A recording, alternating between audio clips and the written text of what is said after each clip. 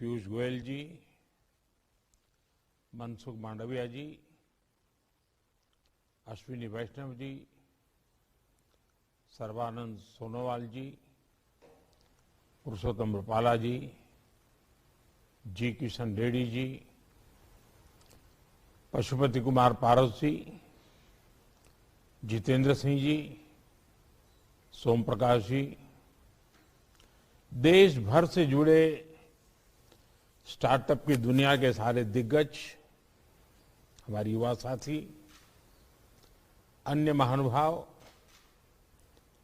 भाइयों और बहनों,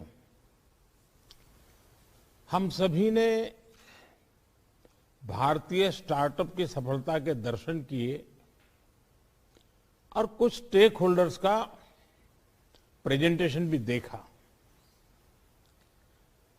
आप सभी बहुत बेहतरीन काम कर रहे हैं। 2022 का ये वर्ष भारतीय स्टार्टअप इकोसिस्टम के लिए और भी नई संभावनाएं लेकर आया है। आजादी के 75वें वर्ष में स्टार्टअप इंडिया इनोवेशन वीक का ये आयोजन और भी महत्वपूर्ण है। जब भारत अपनी आजादी के 100 वर्ष पूरे करेगा, उस भव्य भारत के निर्माण में आपकी भूमिका बहुत बड़ी है। देश के उन सभी स्टार्टअप्स को, सभी इनोवेटिव युवाओं को बहुत बहुत बधाई देता हूं, जो स्टार्टअप्स की दुनिया में भारत का झंडा बुलंद कर रहे हैं।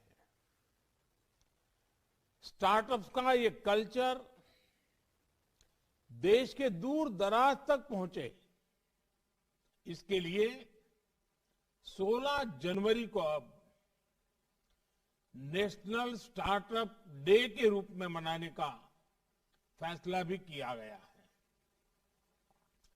साथियों, स्टार्टअप इंडिया इनोवेशन वीक बीते साल की सफलताओं को सेलिब्रेट करने का भी है और भविष्य की रणनीति पर चर्चा करने का भी है। इस दशक को भारत का टेकेड कहा जाता है। इस दशक में इनोवेशन, एंटरप्रेन्योरशिप और स्टार्टअप इकोसिस्टम को मजबूत करने के लिए सरकार जो बड़े पैमाने पर बदलाव कर रही है, उसके 3 अहम पहलू हैं। पहला, एंटरप्रेन्योरशिप। एंटरप्रेन्योरशिप को, इनोवेशन को सरकारी प्रक्रियाओं के जाल से, ब्यूरोक्रेटिक साइलोज से मुक्त कराना। दूसरा, इनोवेशन को प्रमोट करने के लिए इंस्टीट्यूशनल मैकेनिज्म का निर्माण करना।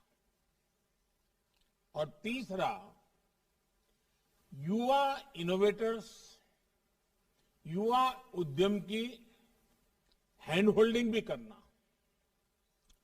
Startup India, stand up India जैसे प्रोग्राम ऐसे ही प्रयासों का हिस्सा है। अंजल टैक्स की समस्याओं को खत्म करना और टैक्स फाइलिंग को सरल करना हो, एक्सेस टू क्रेडिट को आसान बनाना हो, हजारों करोड़ रुपए की सरकारी फंडिंग का प्रबंध हो, ये सुविधाएं हमारी प्रतिबद्धता को दर्शाती है।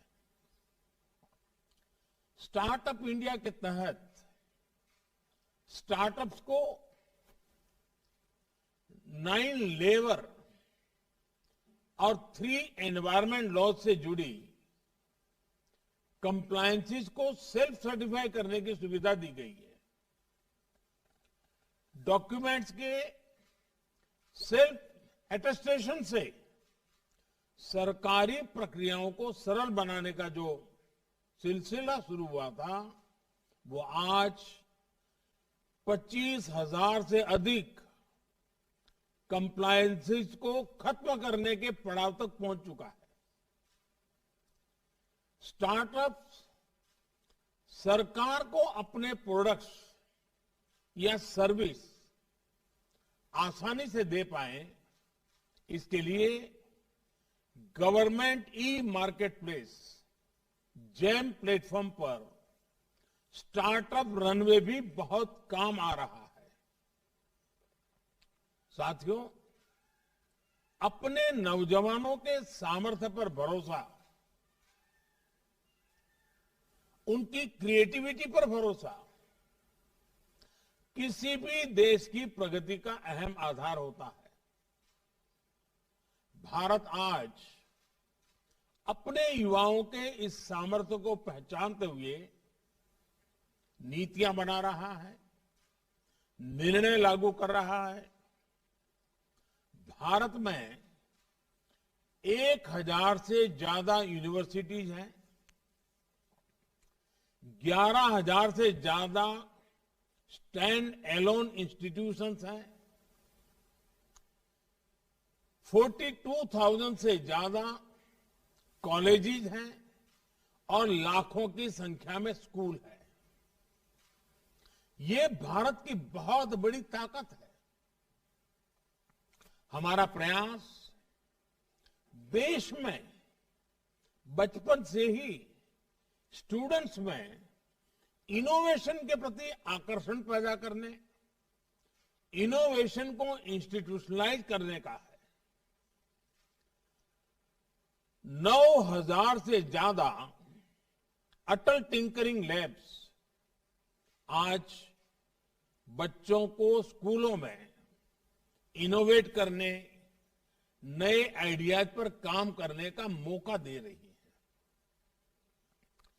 अटल इनोवेशन मिशन से हमारे नौजवानों को अपने इनोवेटिव आइडियाज पर काम करने के लिए नए नए प्लेटफॉर्म मिल रहे हैं। इसके अलावा देश भर के स्कूलों और कॉलेजों में हजारों लैब्स का नेटवर्क हर क्षेत्र में इनोवेशन को बढ़ावा देता है। देश के सामने मौजूद चुनौतियों से निपटने के लिए हम इनोवेशन और टेक्नोलॉजी आधारित सॉल्यूशंस पर बल दे रहे हैं। हमने अनेकों हैकेथॉन्स का आयोजन करके नौजवानों को अपने साथ जोड़ा है। उन्होंने रिकॉर्ड समय में बहुत सारे इनोवेटिव सॉल्यूशंस हमें दिए हैं। ये आप भी अनुभव करते होंगे कि सरकार के अलग अलग विभाग, अलग अलग मंत्रालय किस तरह नौजवानों और स्टार्टअप के साथ संपर्क में रहते हैं, उनके नए आइडियाज को प्रोत्साहित करते हैं।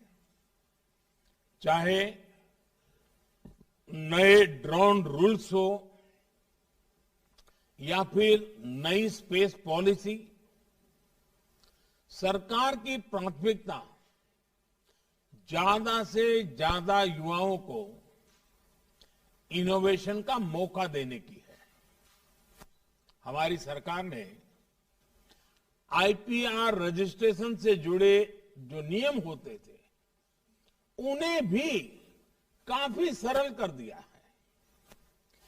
केंद्र और राज्य सरकारें मिलकर आज देश में सैकड़ों इनक्यूबेटर्स को सपोर्ट कर रही है।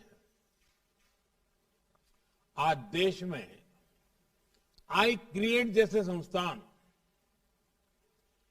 इनोवेशन इकोसिस्टम को बढ़ाने में बहुत महत्वपूर्ण रोल प्ले कर रहे हैं। आई क्रिएट यानी international centre for entrepreneurship and technology, ये संस्थान अनेकों स्टार्टअप्स को मजबूत शुरुआत दे रहा है, इनोवेशन को प्रोत्साहित कर रहा है। और साथियों, सरकार के इन प्रयासों का हम असर भी देख रहे हैं। वर्ष 2013-14 में जहां 4000 पैटर्न्स को स्वीकृति मिली थी, वहीं पिछले वर्ष 28,000 से ज्यादा पेटेंट्स ग्रांट किए गए हैं। वर्ष 2013-14 में जहां करीब 70,000 ट्रेडमार्क्स रजिस्टर हुए थे, वहीं 2021 में 2.5 लाख से ज्यादा ट्रेडमार्क रजिस्टर किए गए हैं। वर्ष 2013-14 में जहां सिर्फ 4,000 कॉपीराइट ग्रांट किए गए थे, पिछले साल इनकी संख्या बढ़कर 16,000 के भी पार हो गई है। इनोवेशन को लेकर भारत में जो अभियान चल रहा है, उसी का प्रभाव है कि ग्लोबल इनोवेशन इंडेक्स में भी भारत की रैंकिंग में बहुत सुधार आया है। वर्ष 2015 में इस रैंकिंग में भारत 81 नंबर पर रुका पड़ा था। अब इनोवेशन इंडेक्स में भारत 46 नंबर पर है, 50 से नीचे आया है। साथियों, भारत का स्टार्टअप इकोसिस्टम आज दुनिया में अपना परचम लहरा रहा है। ये भारत के स्टार्टअप इकोसिस्टम की ताकत है कि वो पैशन से, सिंसियरिटी से और इंटीग्रिटी से भरा हुआ है। ये भारत के स्टार्टअप इकोसिस्टम की ताकत है कि वो लगातार खुद को डिस्कवर कर रहा है, खुद को सुधार रहा है, अपनी ताकत बढ़ा रहा है। वो लगातार एक लर्निंग मोड में है, चेंजिंग मोड में है, नई नई स्थितियां, परिस्थितियां के मुताबिक खुद को ढाल रहा है। आज किसी से ये देखकर गौरव नहीं होगा कि भारत के स्टार्टअप्स 55 अलग अलग इंडस्ट्री से काम कर रहे हैं। हर किसी को गर्व होगा। 5 साल पहले देश में जहां 500 स्टार्टअप्स भी नहीं थे, आज उनकी संख्या बढ़कर 60,000 60,000 तक पहुंच चुकी है। आपके पास इनोवेशन की शक्ति है, आपके पास नए आइडियाज हैं, आप नौजवान ऊर्जा से भरे हुए हैं और आप बिजनेस के तौर तरीके बदल रहे हैं। Our startups are changing the rules of the game. इसलिए मैं मानता हूं startups are going to be the backbone of new India. साथियों, एंटरप्रेन्योरशिप से एनवायरमेंट की ये स्पिरिट हमारे यहां डेवलपमेंट को लेकर रीजनल और जेंडर डिस्पैरिटी की समस्या का भी समाधान कर रही है। पहले जहां बड़े शहरों में, मेट्रो शहरों में ही बड़े बिजनेस फलते फूलते थे, आज देश के हर राज्य में 625 से अधिक जिलों में कम से कम एक स्टार्टअप है। आज करीब आधे स्टार्टअप टियर 2 और टियर 3 सिटीज में है। ये सामान्य गरीब परिवारों के युवाओं के आइडिया को बिजनेस में बदल रहे हैं। इन स्टार्टअप्स में आज लाखों युवाओं को रोजगार मिल रहा है। साथियों, जिस स्पीड और जिस स्केल पर आज भारत का युवा स्टार्टअप बना रहा है, वो वैश्विक महामारी के इस दौर में भारतीयों की प्रबल इच्छा शक्ति और संकल्प शक्ति का प्रमाण है। पहले बेहतरीन से बेहतरीन समय में भी इक्का दुक्का कंपनियां ही बड़ी बन पाती थी, लेकिन बीते साल तो 42 यूनिकॉर्न 42 यूनिकॉर्न हमारे देश में बने हैं। हजारों करोड़ रुपए की ये कंपनियां आत्मनिर्भर होते आत्मविश्वासी भारत की पहचान है। आज भारत तेजी से यूनिकॉर्न की सेंचुरी लगाने की तरफ बढ़ रहा है और मैं मानता हूं भारत के स्टार्टअप का स्वर्णिम काल तो अब शुरू हो रहा है। भारत की जो विविधता है वो हमारी बहुत बड़ी ताकत है। हमारी डायवर्सिटी हमारी ग्लोबल आइडेंटिटी है। हमारे यूनिकॉर्न्स और स्टार्टअप्स इसी डायवर्सिटी के मैसेंजर हैं। सिंपल डिलीवरी सिस्टम से लेकर सर्विस से लेकर पेमेंट सॉल्यूशन और कैब सर्विस तक आपका विस्तार बहुत बड़ा है। आपके पास भारत में ही डाइवर्स मार्केट्स, डाइवर्स कल्चर्स और उसमें काम करने का इतना बड़ा अनुभव है। इसलिए भारत के स्टार्टअप खुद को आसानी से दुनिया के दूसरे देशों तक पहुंचा सकते हैं। इसलिए आप अपने सपनों को सिर्फ लोकल न रखें, ग्लोबल बनाएं। इस मंत्र को याद रखिए, let us innovate for India, innovate from India. साथियों, आजादी के अमृत काल में ये सबके लिए जुट जाने का समय है। ये सबका प्रयास से लक्ष्यों की तरफ बढ़ने का समय है। मुझे खुशी हुई जब एक ग्रुप ने पीएम गति शक्ति नेशनल मास्टर प्लान को लेकर अहम सुझाव दिया।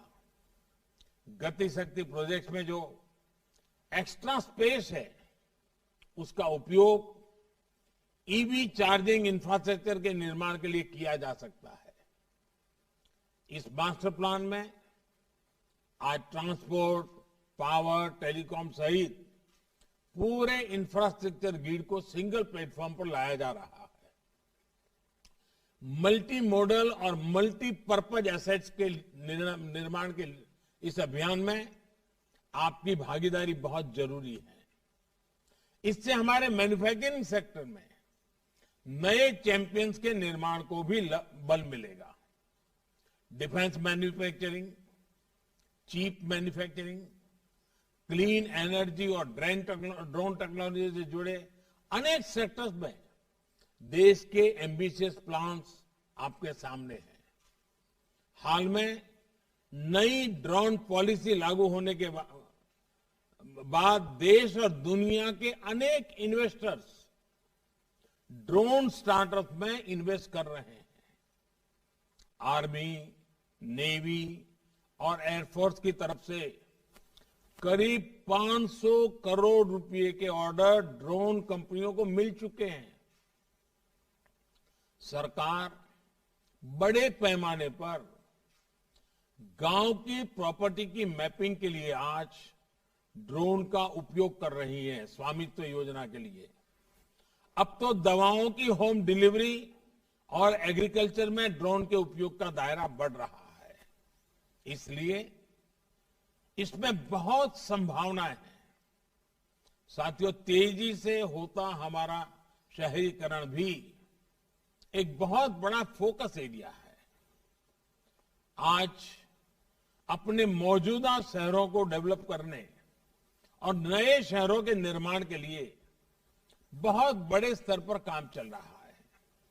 अर्बन प्लानिंग, हमें बहुत काम करना है उस क्षेत्र में।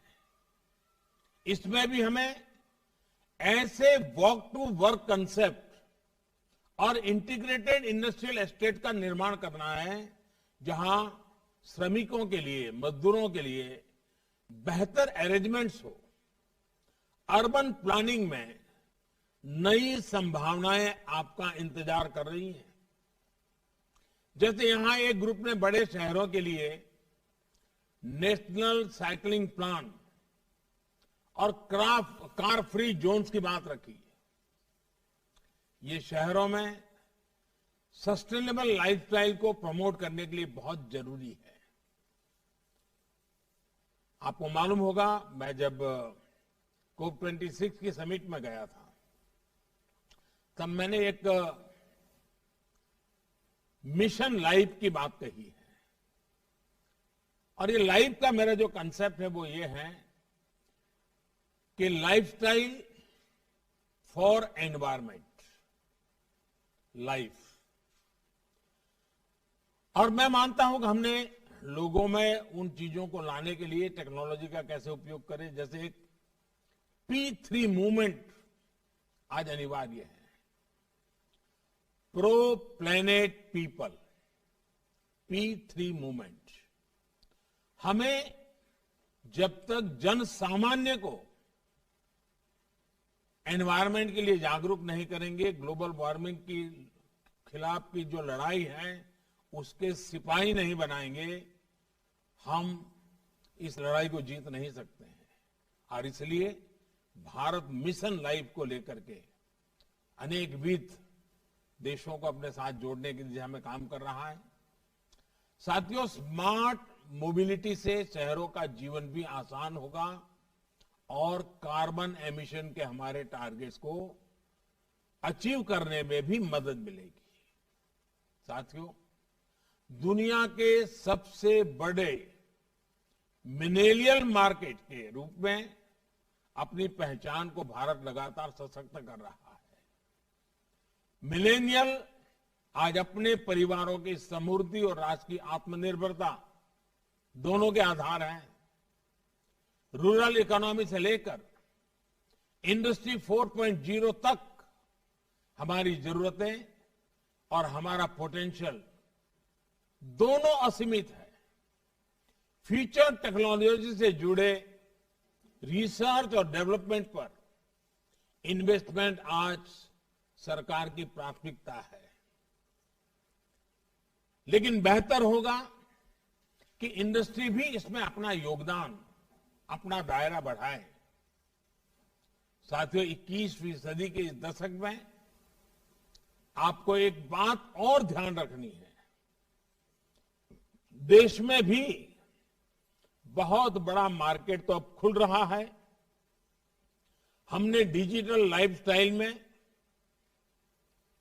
अब जाकर कदम रखा है। अभी तो हमारी करीब आधी आबादी ही ऑनलाइन हुई है। जिस स्पीड से, जिस स्केल पर, जिस कीमत में आज गांव-गांव, गरीब से गरीब तक सरकार डिजिटल एक्सेस देने के लिए काम कर रही है, उससे बहुत कम समय में भारत में करीब 100 करोड़ इंटरनेट यूजर होने वाले हैं। जैसे जैसे दूर सुदूर क्षेत्रों में लास्ट माइल डिलीवरी सशक्त हो रही है, वैसे वैसे ग्रामीण मार्केट और ग्रामीण टैलेंट का बड़ा पुल भी बनता जा रहा है। इसलिए मेरा भारत के स्टार्टअप से आग्रह है कि गांव की तरफ भी बढ़ें। ये अवसर भी है और चुनौती भी। मोबाइल, इंटरनेट, ब्रॉडबैंड कनेक्टिविटी हो या फिजिकल कनेक्टिविटी, गांव की आकांक्षाएं आज बुलंद हो रही हैं। रूरल और सेमी अर्बन एरिया एक्सपांशन की नई वेव की राह देख रहे हैं। स्टार्टअप कल्चर ने आइडिया को जिस प्रकार डेमोक्रेटाइज किया है, उसने महिलाओं और लोकल बिजनेस को एम्पावर किया है। आचार पापड़ से लेकर हैंडीक्राफ्ट तक अनेक लोकल प्रोडक्ट्स का दायरा आज व्यापक रूप से बढ़ा है। जागरूकता बढ़ने से लोकल के लोग, उसके लिए लोग वोकल हो रहे हैं। और अभी जब हमारे जयपुर के साथी ने, कार्तिक ने लोकल को ग्लोबल की बात कही और उन्होंने वर्चुअल टूरिज्म की बात कही, मैं आग्रह करूंगा आप जैसे साथियों को कि आजादी के 75 साल हो रहे हैं।